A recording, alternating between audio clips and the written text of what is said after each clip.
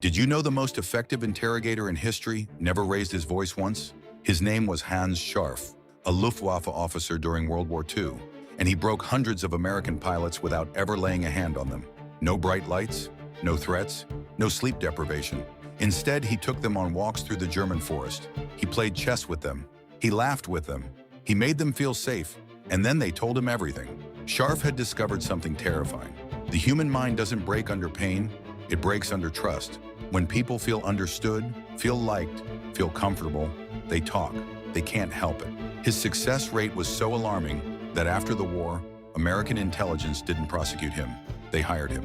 The US Air Force and the FBI quietly adopted his entire methodology. The techniques he developed inside a Nazi interrogation program now form the foundation of how Western intelligence agencies question people today. The most dangerous weapon ever built wasn't a bomb.